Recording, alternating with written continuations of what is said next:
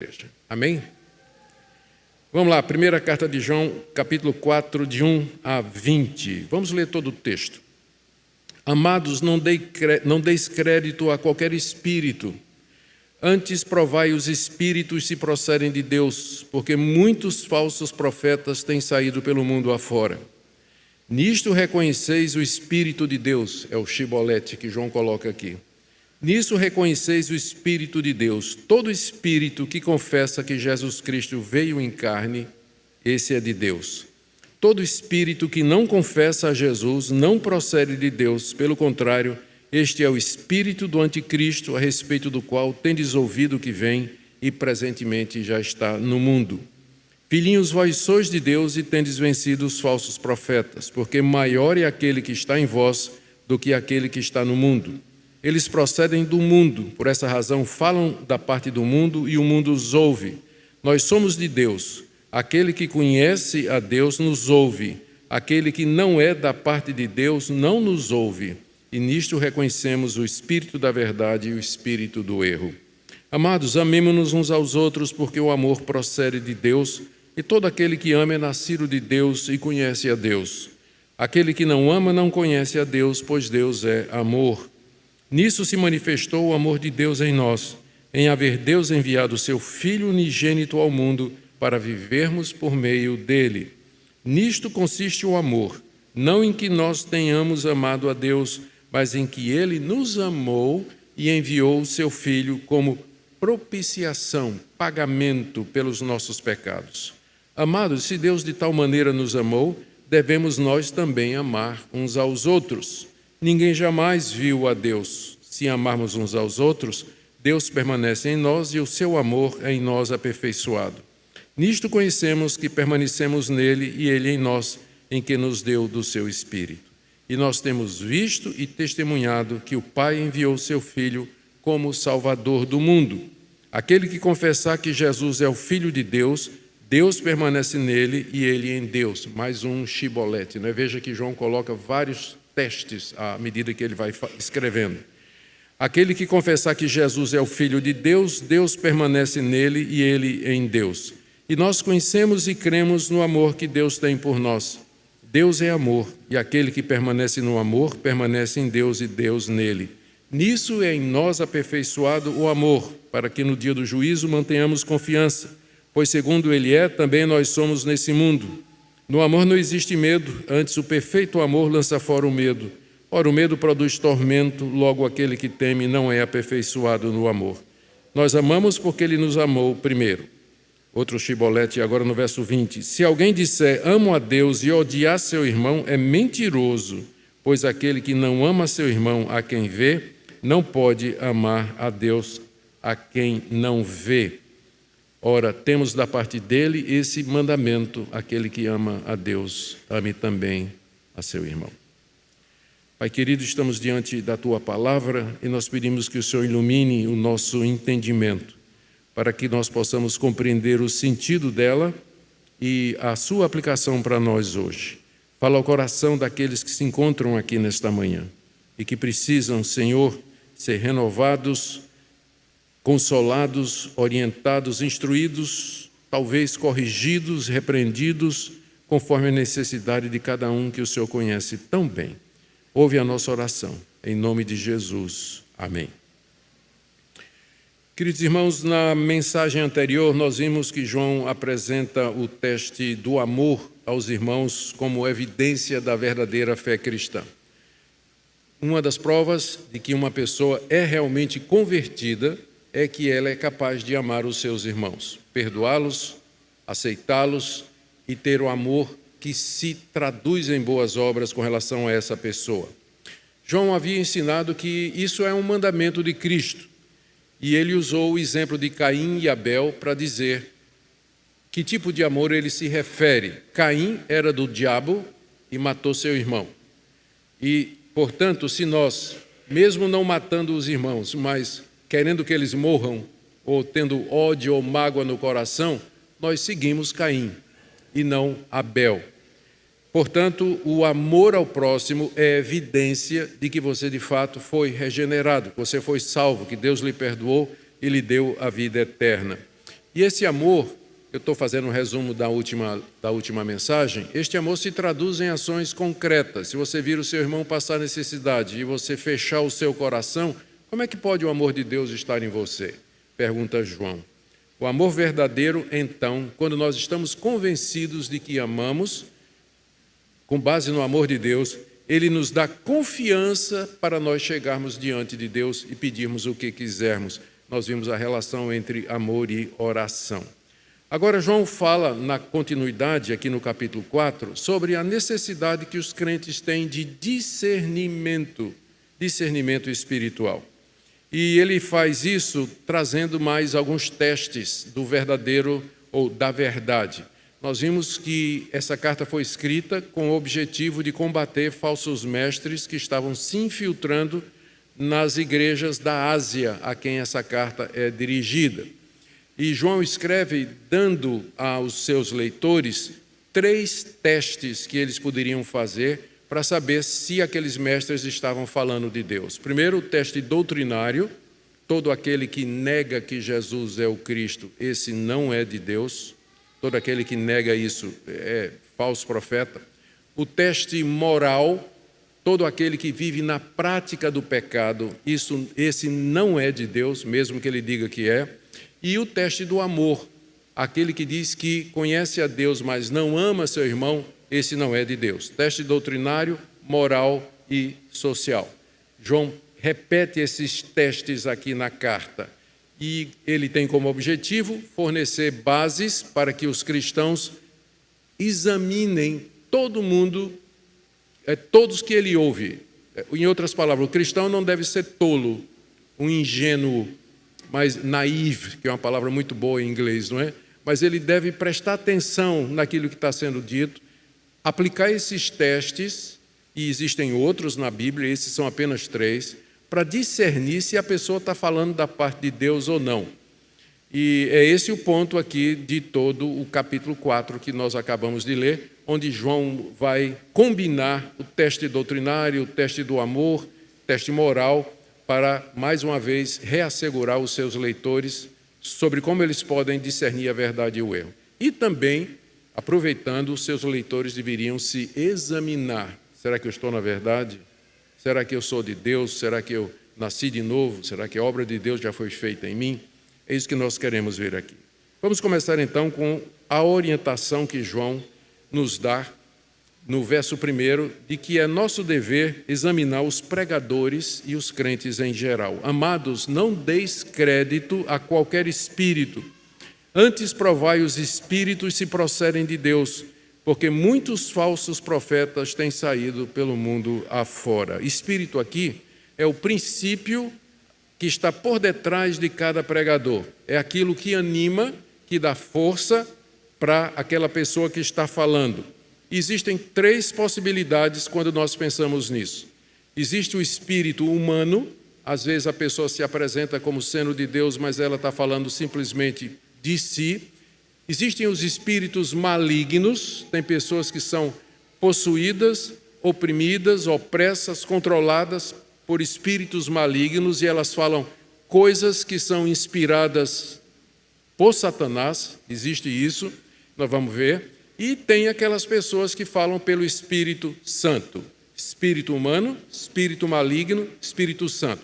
Se só tivesse o Espírito Santo no mundo, nós não precisaríamos ficar examinando. Mas como existem essas 3 possibilidades, nós somos chamados a examinar, a não acreditar de cara no que você está ouvindo, mas você examinar se de fato aquela pessoa, qual é o espírito que está por detrás daquela pessoa. Não acreditar, mas examinar. A razão que João dá para isso é mencionada aqui no final do verso 1. Já muitos falsos profetas têm saído pelo mundo afora. Nem todo mundo que se apresenta dizendo que é cristão, que vem da parte de Deus, está falando a verdade. Tem muitos falsos profetas. Por que eles são chamados de falsos? Por que eles são chamados de falsos profetas? São chamados de profetas porque profeta é alguém que fala em nome de outro. Então, eles se apresentam como dizendo, Deus me mandou para dizer a vocês essas coisas. Mas ele é falso, primeiro, porque Deus não mandou, e segundo, o que ele está dizendo é contra aquilo que Deus nos ensina em sua palavra. Então já tem muitos falsos profetas. Se João disse isso naquela época, 2000 anos atrás, imagine hoje. Já tem muitos falsos profetas. Agora veja como nós temos dificuldade em cumprir esse mandamento. Se eu perguntasse a você, para você, na sua cabeça, aí, não precisa falar em voz alta, faça uma lista aí de 5 falsos profetas que você conhece. Tem muitos. Tem, né? Não só aqui no Brasil, não só aqui nos Estados Unidos, mas como no Brasil também. Faça uma lista na sua cabeça de 5 falsos profetas. Eu sei que a maioria de vocês vai ter dificuldade em fazer isso. É porque exatamente nós pensamos que examinar, né, criticamente o que está sendo dito é julgar. E a Bíblia diz, não julgueis. Então muita gente diz assim, mas pastor, né, a Bíblia não diz, não julgueis. Só que o julgamento que Jesus proíbe é o julgamento hipócrita, porque ele diz, por que você vê a trave no olho do seu irmão e não vê o cisco que está no seu olho? Hipócrita, primeiro tira a trave do teu olho para você poder tirar o cisco do olho do irmão. E em seguida Jesus disse, não dê aos cães e aos porcos as pérolas e aquilo que é precioso. Para eu obedecer esse mandamento de Jesus, eu tenho que saber quem é porco e quem é cão. Senão, Jesus disse para não dar pérolas aos porcos. Então, eu tenho que examinar para dizer, isso aí é porco. Eu não vou dar as pérolas do Evangelho, não vou dar as verdades de Deus para essa pessoa.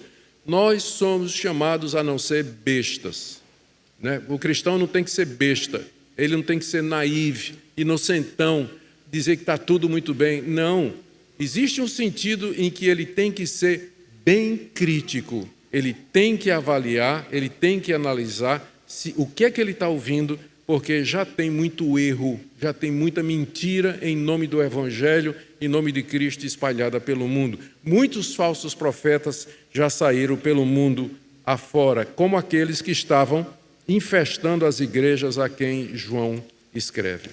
Em seguida, João apresenta, mais uma vez, testes que nós podemos usar para discernir quem está falando de Deus ou não, que servem para os seus leitores também e que identificam o verdadeiro cristão. E eu quero entrar nessa passagem por isso aí.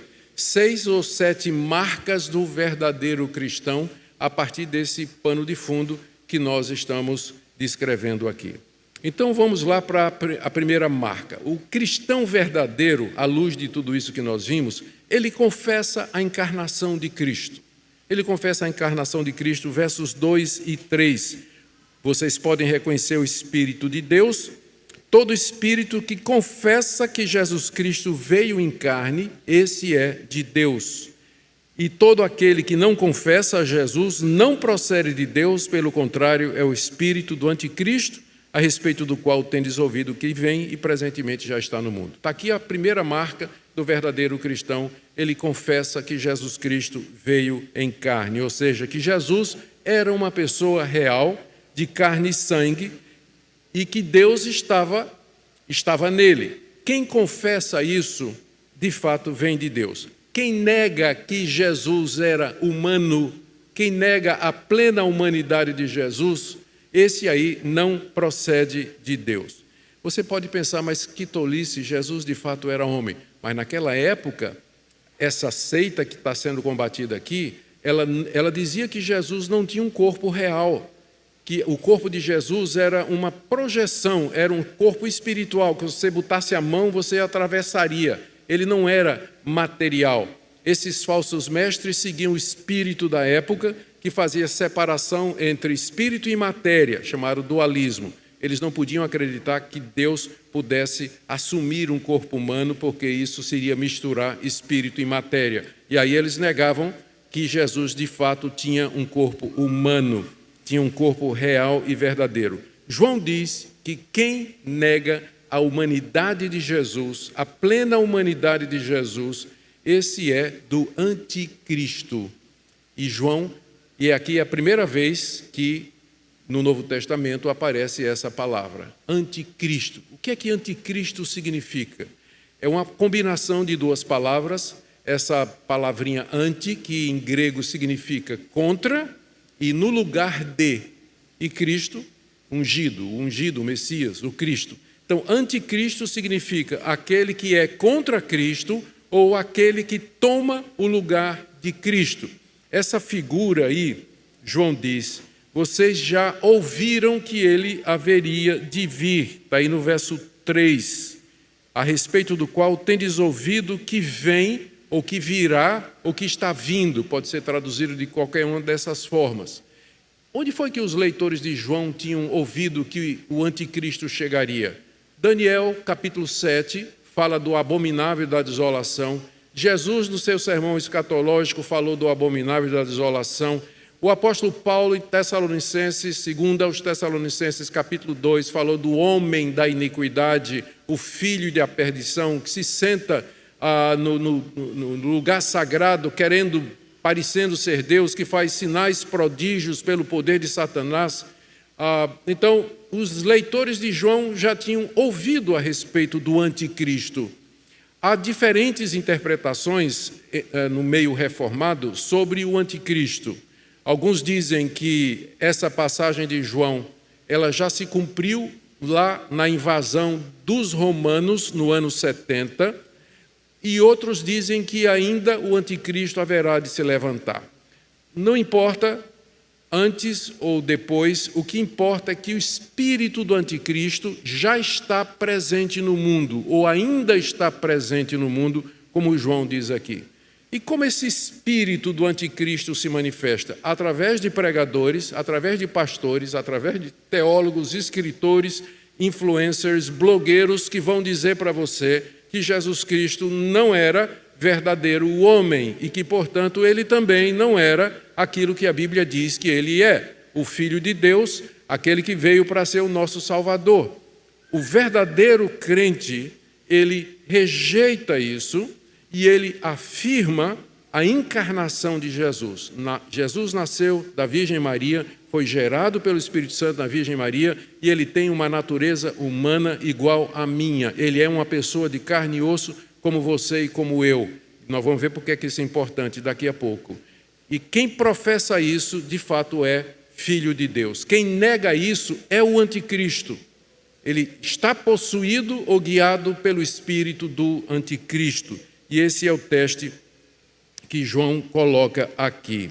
Já ele está se manifestando no nosso meio. Segunda marca do verdadeiro cristão, na lista, no texto que nós estamos lendo, é que ele ouve e segue o ensino dos apóstolos. Ele ouve e segue o ensino dos apóstolos. Jesus escolheu 12, Judas substituído por Matias, chamou Paulo em seguida, para através deles revelar a verdade a respeito do seu Filho Jesus Cristo. Esses apóstolos foram testemunhas oculares da vida, morte e ressurreição de Jesus. E eles nos deram esse testemunho por escrito. O Novo Testamento é o legado dos apóstolos, é o testemunho deles por escrito. Quem é de Deus, ele vai ouvir esse testemunho e ele vai receber a palavra dos apóstolos. Veja bem, você não viu Jesus. Como é que você sabe a respeito de Jesus? Você sabe a respeito de Jesus com base no testemunho dos 12 e de Paulo, que escreveram o Novo Testamento e falaram tudo aquilo que a gente pode saber a respeito de Jesus. Quem é de Deus vai ouvir a palavra dos apóstolos, como está aqui no Novo Testamento, e vai seguir. E nós já vimos aqui, não é, que os falsos mestres, eles ensinavam que Jesus não era feito de carne, que uma vida em pecado não faz diferença e que necessidades físicas das pessoas também são irrelevantes, e eles até reivindicavam ter um conhecimento secreto que somente eles tinham e que podia salvar. Esse tipo de apelo e mensagem estava se tornando muito popular no mundo da época e estava encontrando abrigo, inclusive, nas igrejas, para quem João está escrevendo. Como é que poderia explicar isso? Não é? Como é que João poderia explicar isso aos leitores e evitar que eles caíssem nesse erro? O ponto que João introduz aqui é o seguinte: primeiro, seus leitores eram de Deus. São alguns pontos, veja só, a partir do verso 4. Filhinhos, vocês são de Deus. Que segurança, não é? A gente ouvir isso do apóstolo João. Vocês são de Deus, vocês não são do inimigo das nossas almas, mas vocês pertencem a Deus. Segunda coisa que ele diz, vocês já venceram os falsos profetas. Em que sentido já venceram o falso profeta? Porque não estavam seguindo o que os falsos profetas estavam dizendo. Então, já tinham vencido os falsos profetas. Terceira coisa, a razão pela qual eles tinham vencido os falsos profetas é porque maior é aquele que estava neles do que aquele que estava no mundo. Verso 4. João se refere ao Espírito Santo. Nós, quem é de Deus, tem o Espírito Santo. E o Espírito Santo é mais forte do que o espírito do anticristo que já está presente nesse mundo. Se você é de Deus, o Espírito Santo habita em você, e pelo poder do Espírito Santo você vai discernir a verdade e o erro, e você não vai seguir o falso ensino. Às vezes um crente verdadeiro ele pode estar equivocado sobre pontos secundários de doutrina, tipo estrutura da igreja, dons espirituais, papel da mulher na igreja, a relação da igreja e do Estado. Às vezes um crente verdadeiro ele pode estar equivocado nessas questões, mas ele nunca vai estar equivocado com relação a essa verdade central a respeito de Jesus, que Jesus é o Filho de Deus que se tornou carne, que ele morreu na cruz, morreu de verdade, ressuscitou com um corpo humano glorificado e vive assim até o dia de hoje. Então, todo crente verdadeiro vai confessar isso, porque é obra do Espírito Santo em seu coração. Maior é aquele que habita em nós do que aquele que está no mundo, que é o anticristo.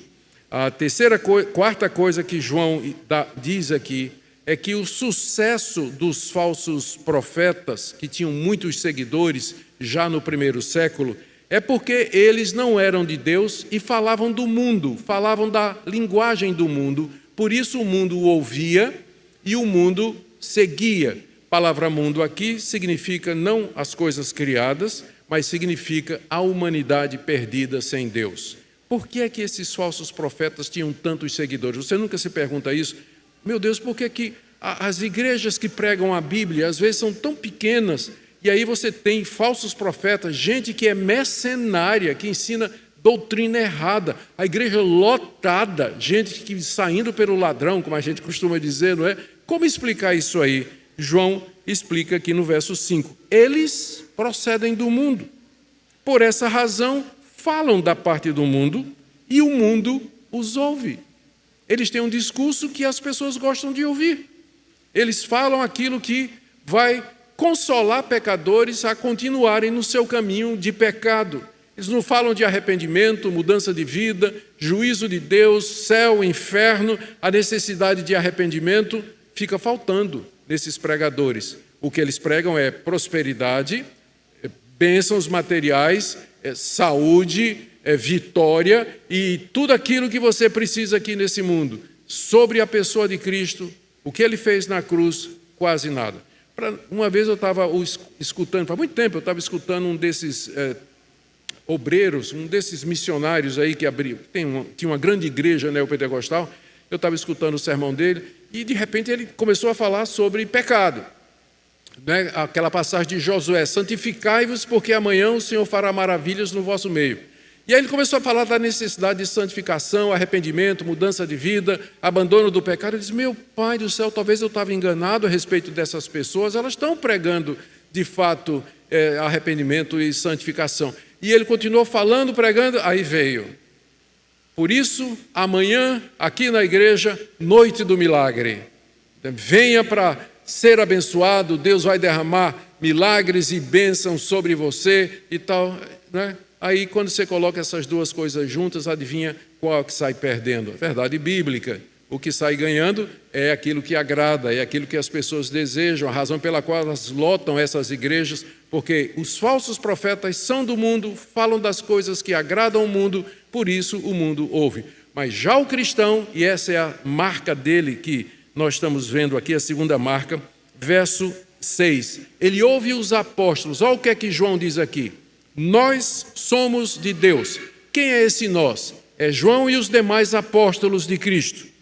Aquele que conhece a Deus nos ouve. João diz, nós, os apóstolos, nós somos de Deus. Quem é de Deus vai ouvir o que nós estamos dizendo. Aquele que não é de Deus não vai nos escutar. E, consequentemente, não vai atrás de pregadores que ensinam a doutrina apostólica e muito menos se tornar membros de igrejas onde a verdade apostólica sobre Cristo é ensinada. Eles vão atrás de falsos profetas. Então, essa é a segunda marca do verdadeiro cristão. Ele ouve e ele segue a doutrina dos apóstolos. Onde está essa doutrina? Escritura Sagrada. Não está em nenhum outro lugar. Não está em revelação subjetiva, não está na personalidade carismática de alguns líderes, não está em novas revelações, sonhos e visões. Apóstolo bom é apóstolo morto, né? Aquele que já morreu e que deixou o seu legado por escrito, está aqui. Nós somos igreja apostólica, não somos? Por que nós somos uma igreja apostólica? Porque nossa doutrina se baseia no ensino dos apóstolos, que está aqui. Então, quem é de Deus vai ouvir e vai seguir. Quem não é de Deus vai seguir o falso profeta.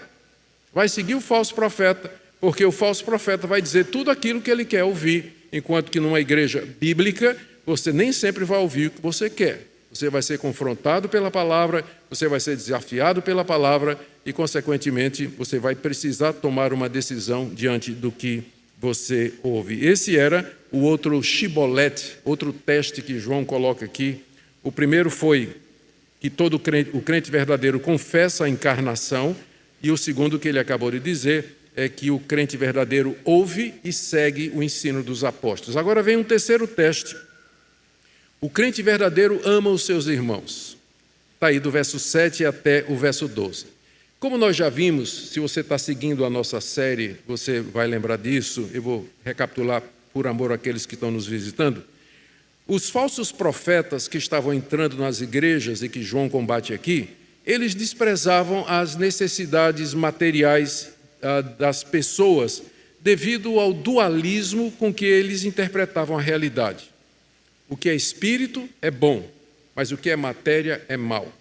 Como o corpo é material, não interessa para mim. Deus não se preocupa com o corpo, portanto, Deus não se preocupa com as necessidades físicas e materiais. Eles achavam que o corpo era a prisão da alma e que você tinha que quebrar o corpo através de castigos, privações, para que a alma pudesse ser liberta e chegar até Deus. Esse era o ensino dos falsos mestres. João responde a isso com uma verdade simples, uma frasezinha de 3 letras, de 3 palavras: Deus é amor. Essa é a resposta que João dá a esse falso ensino. Deus é amor. E com base nessa declaração de que Deus é amor, João estabelece os seguintes pontos que eu quero que você preste atenção agora. Se Deus é amor, primeiro, nós devemos amar uns aos outros, porque todos nós dizemos que conhecemos a Deus e que seguimos a Deus. Está aí no verso 7. Amados, amemo-nos uns aos outros. Vamos amar uns aos outros. A razão é que o amor procede de Deus e, portanto, todo aquele que ama é nascido de Deus e conhece a Deus. Você pode dizer, mas então os descrentes, eles não... Pessoa que não conhece a Deus, ele não é incapaz de amar. Eles têm algum sentimento pelas outras pessoas, por conta da graça comum que Deus derrama sobre toda a humanidade. Mas o amor verdadeiro, ele parte de um coração que já foi alcançado pelo amor de Deus. Eu amo porque Deus me amou primeiro. Se você tenta amar sem esse pressuposto, você não vai conseguir. O amor de muita gente é simplesmente um amor egoísta. É paixão, é encanto, é infatuação, mas não é um amor verdadeiro. O amor verdadeiro nasce de Deus, porque 3 palavrinhas, Deus é amor. Só pode haver amor verdadeiro se vier de Deus, tomando você, moldando você, e aí você pode amar, porque você é amado por Deus e ama a Deus. Então, se você tirar Deus da jogada, não há amor, mas somente egoísmo, paixão, desejo, infatuação e outras coisas que não permanecem nem têm sólido fundamento.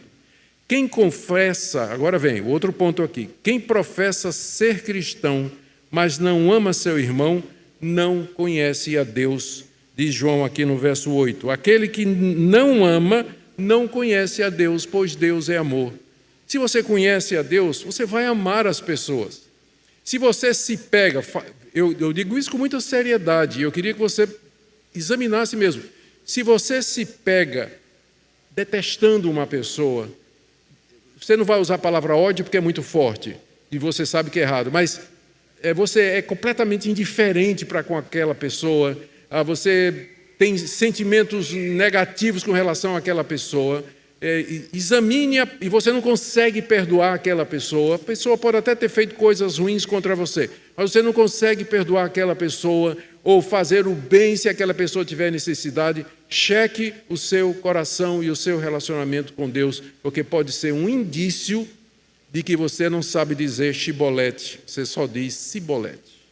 Pode ser um indício de que você não é crente, você é apenas um religioso, porque quem ama a Deus, ama também o seu irmão, mesmo que seu irmão tenha feito alguma coisa errada contra você. Terceiro ponto aqui que eu queria que você percebesse, está nos versos de 9 a 10. O amor de Deus por nós se revela na vinda de Cristo ao mundo. Está tudo dito aqui, olha, no verso 9. Nisso se manifestou o amor de Deus em nós, ou por nós, em Deus haver enviado o seu Filho unigênito ao mundo para vivermos por meio dele. João primeiro disse, Deus é amor. O que isso significa, João? Como assim que Deus é amor? Aí João continua. Deus é amor porque ele tomou seu Filho unigênito, seu único Filho, e enviou ao mundo para que pecadores como vocês e como eu pudéssemos ter a vida eterna. Então, amor é isso. Renúncia, abrir mão por amor a outras pessoas, para o bem de outras pessoas. É desse tipo de amor que João está falando aqui e que se baseia no amor de Deus por nós, para que nós possamos viver por meio de Cristo. Isso é o verdadeiro amor. E aí João explica no verso 10, nisso consiste o amor, não em que nós tenhamos amado a Deus, mas que Ele nos amou e enviou seu Filho como propiciação pelos nossos pecados. Então, não pense assim, olha, tem gente que pensa assim, Deus me ama porque eu amo a Deus.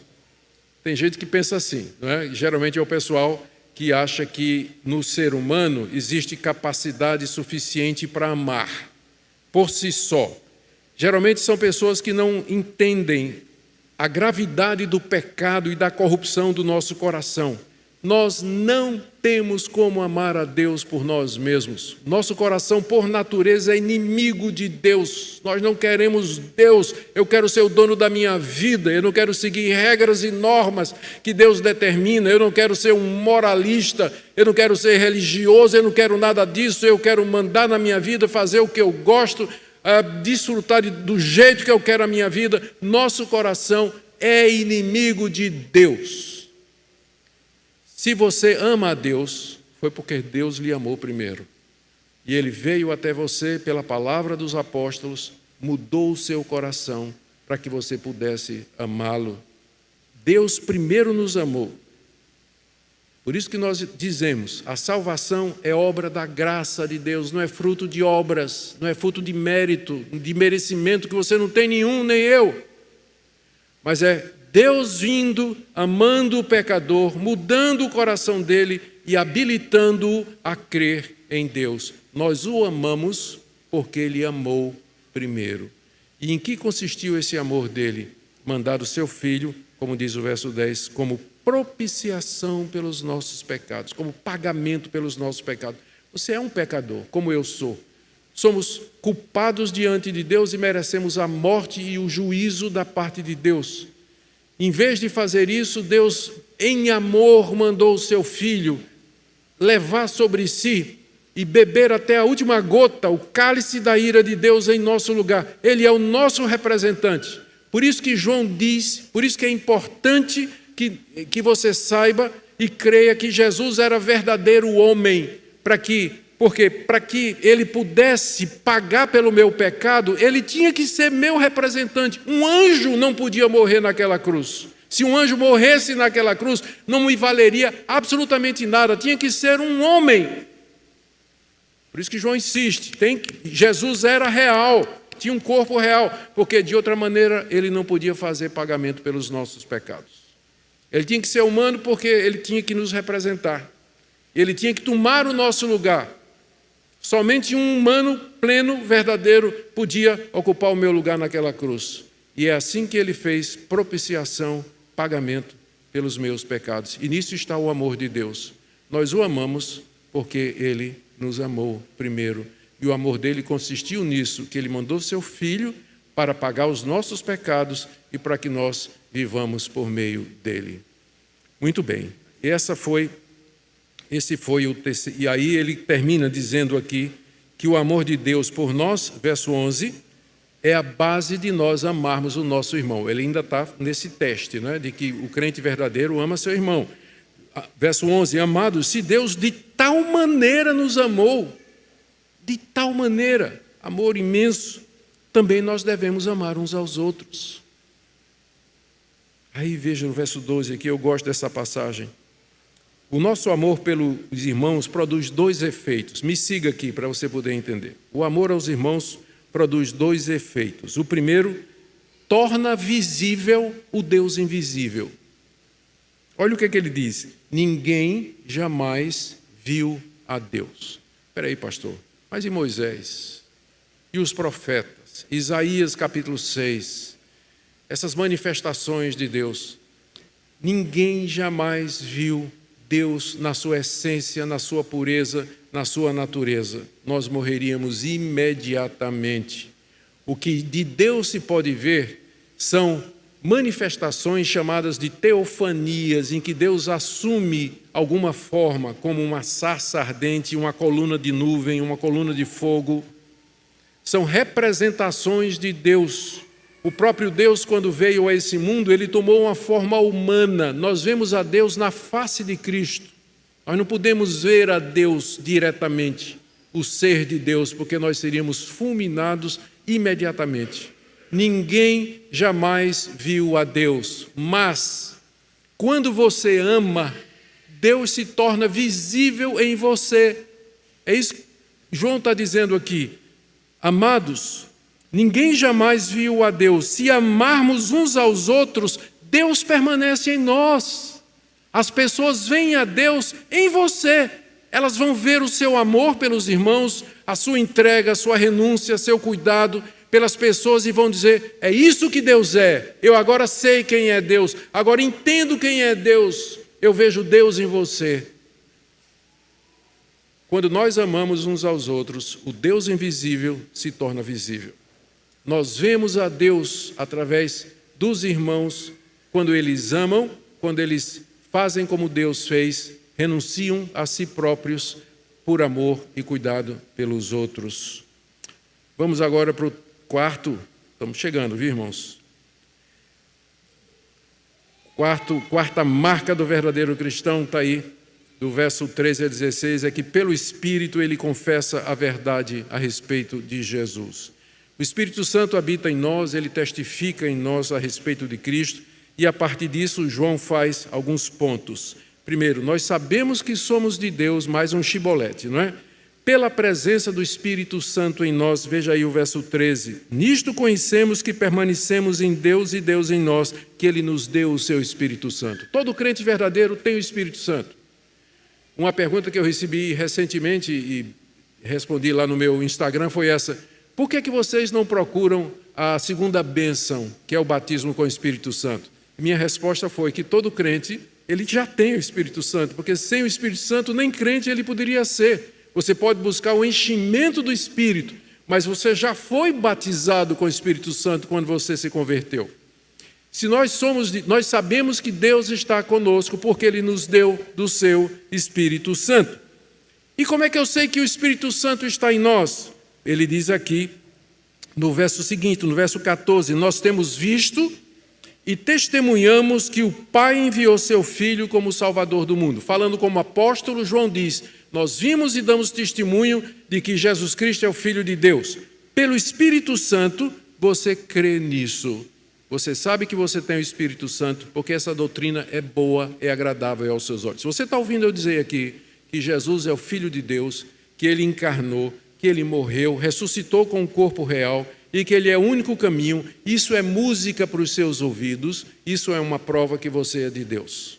Porque é o Espírito Santo que faz isso. Mas se você ouve essas coisas, se você desfoca, isso não é interessante para você, você não vê valor nisso, não vê importância nisso, pode ser o cibolete, que é um sinal de que você não é um verdadeiro cristão. Porque o verdadeiro cristão, pelo Espírito Santo, ele recebe, aceita e confessa a verdade de Cristo, baseado no testemunho dos apóstolos, como vimos aqui no verso 15. Aquele que confessa que Jesus é o Filho de Deus, Deus permanece nele e ele em Deus. Deus é amor, continua João. Isso significa duas coisas, verso 16. Nós cremos e conhecemos no amor que Deus tem por nós. Deus é amor, e aquele que permanece no amor, permanece em Deus e Deus em nós. Nós cremos no amor que Deus nos tem, e o fato de crermos nisso é uma prova de que nós estamos em Deus.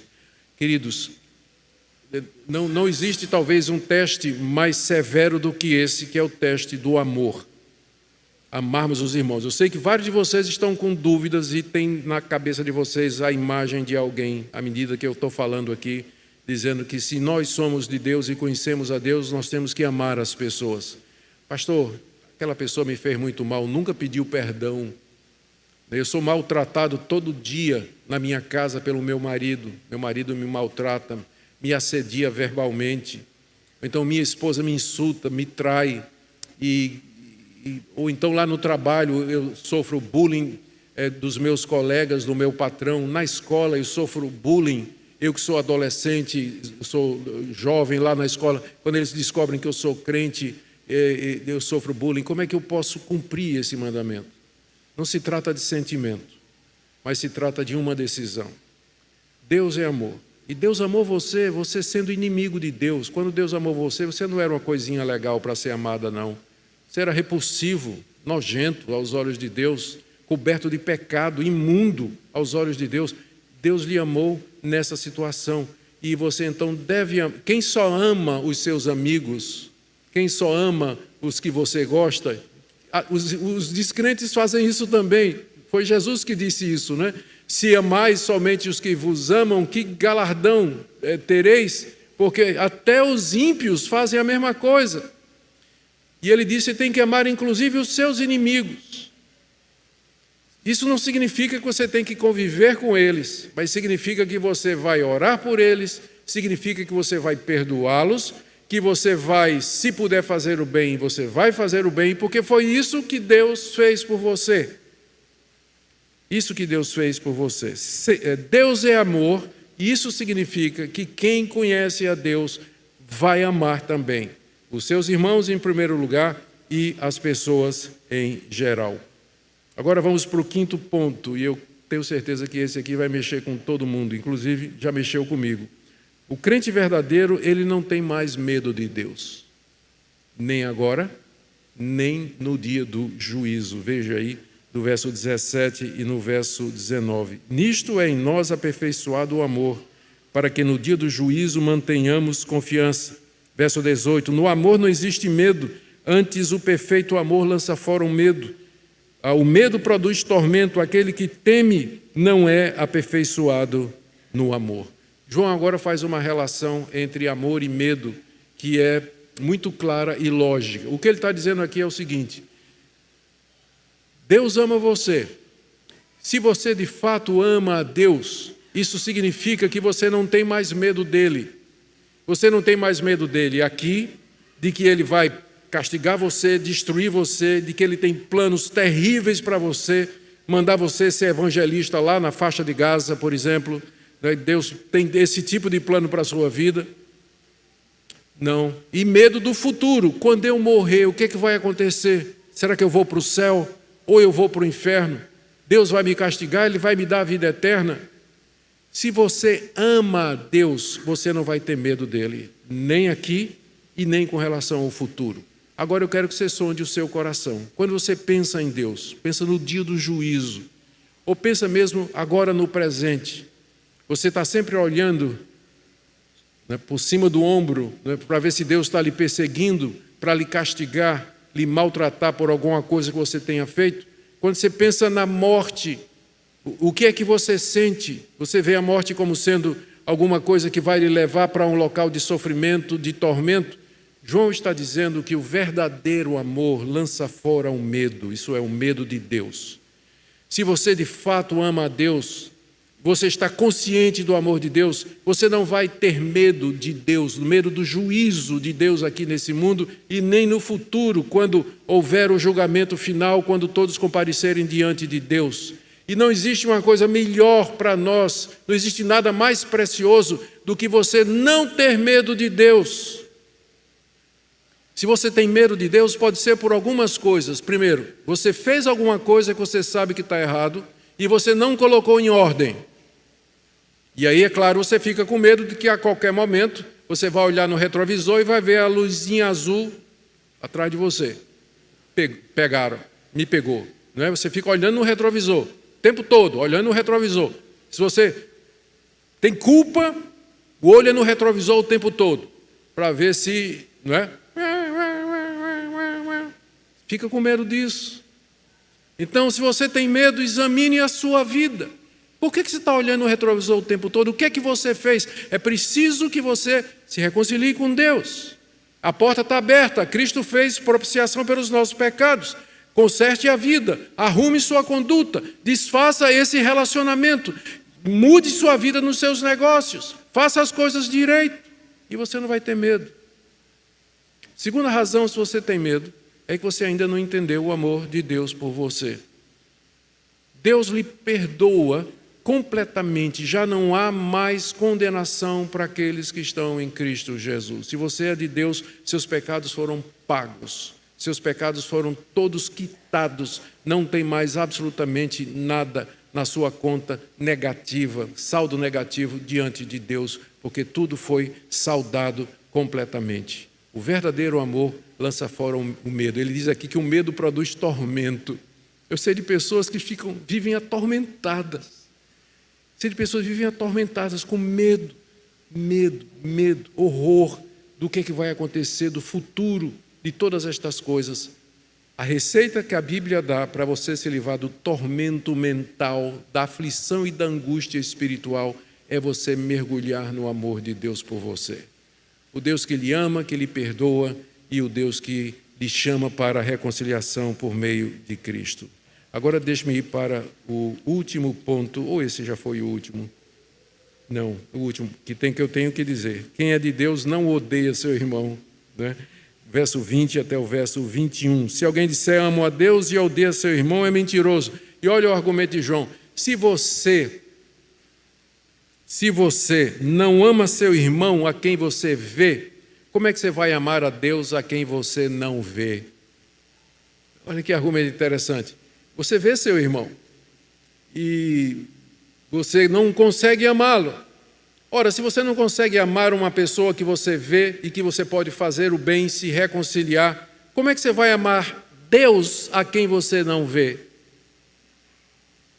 Então alguma coisa está errada aí.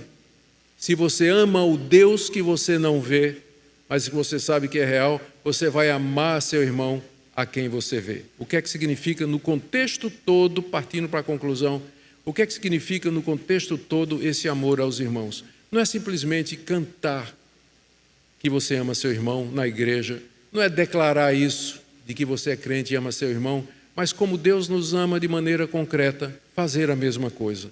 Pode significar meter a mão no bolso e ajudar seu irmão financeiramente, pode significar ser amparo e apoio psicológico, espiritual para ele em momentos de aflição, pode ser ir visitá-lo lá no hospital, pode ser reconciliar-se com ele e você brigou, bloqueou ele lá no Instagram, bloqueou lá no Zap, né? não quer saber de conversa, desbloqueia, procura aproximação se for possível. Paulo diz, o quanto estiver em vós, tende paz com todos os homens. às vezes não está em nós, depende do outro, mas na sua parte, você fez tudo o que era possível para a reconciliação, para viver em paz com seus familiares, seu marido, sua esposa, seus filhos, seus pais, seus chefes, seus colegas de trabalho, seus colegas da faculdade, na escola.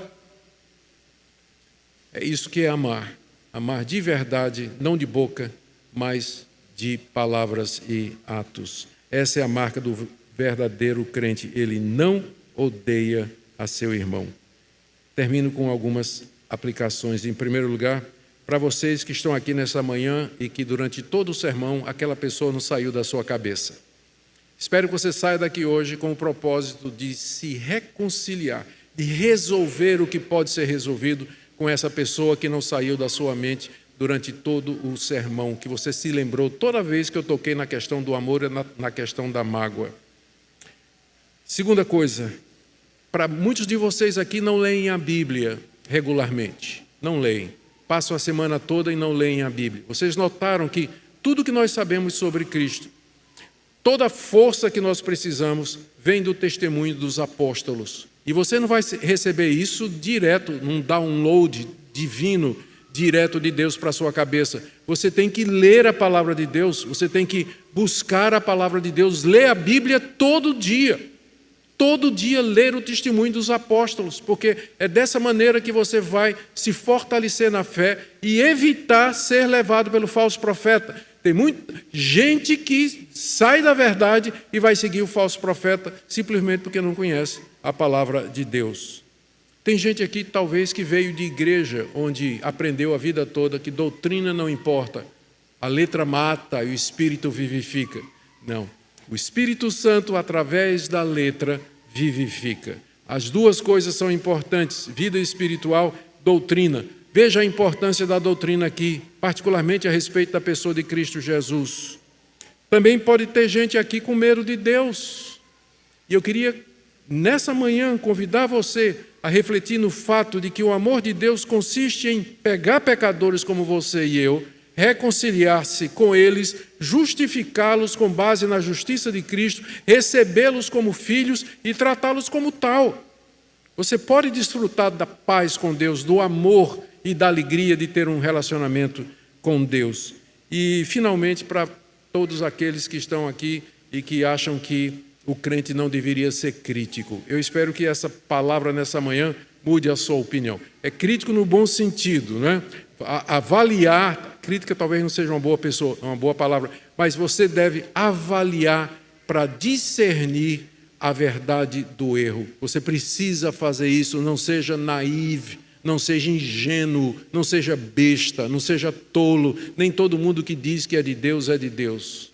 E é por isso que a Bíblia nos dá todos esses testes. Que Deus nos abençoe, que nós sejamos um povo que cresce, um povo que busca a Deus, que o ama e quer fazer a vontade dele. Amém, queridos? Vamos ficar em pé, nós vamos orar. Depois nós teremos mais um cântico pela nossa equipe e nós terminaremos o culto de gratidão e louvor ao nosso Deus. Nosso Deus, aplica essa palavra ao nosso coração. Te agradecemos pelo testemunho dos apóstolos.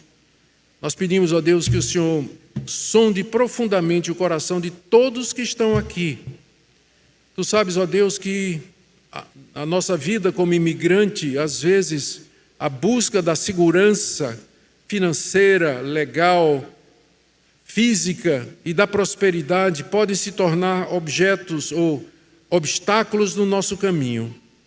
Mas nos ajuda a colocar as coisas no seu devido lugar e conhecer o Teu amor acima de tudo, buscar o Teu reino em primeiro lugar e todas as demais coisas serão acrescentadas.